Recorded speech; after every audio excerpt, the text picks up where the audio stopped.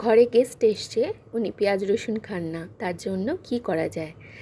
একটা কড়াইয়ের মধ্যে একটু ঘি বা সর্ষের তেল নিয়ে সেখানে আলু ছোট ছোট করে কেটে নিয়ে টমেটো আর ক্যাপসিকাম নাড়াচাড়া করে নিন। এবার ওর মধ্যে দিয়ে দিন ছোট ছোট করে কিউব করে কাটা পনির। সেটাকে আমি একটুখানি নুন জলের মধ্যে ভাপিয়ে নিয়েছিলাম যাতে পনিরটা নরম থাকে। আপনি চাইলে দুধ কেটে পনিরটা ব্যবহার করতে পারেন। তার মধ্যে দিয়ে দিন নুন, একটুখানি গুড় বা চিনি আর লঙ্কা বাটা।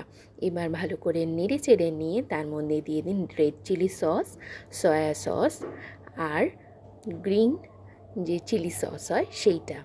এবার একটু দিয়ে দিন আদা বাটা। যেহেতু এটা নিরামিষ তাই একটু আদাটা বেশি দেবেন, তাহলে খেতে ভালো লাগবে। এবার দিয়ে দিন ঘন করার জন্য একটু ময়দা বা চালের গুঁড়ি, আর নামানোর আগে দিয়ে দিন কিছু ভাঙা বাদাম।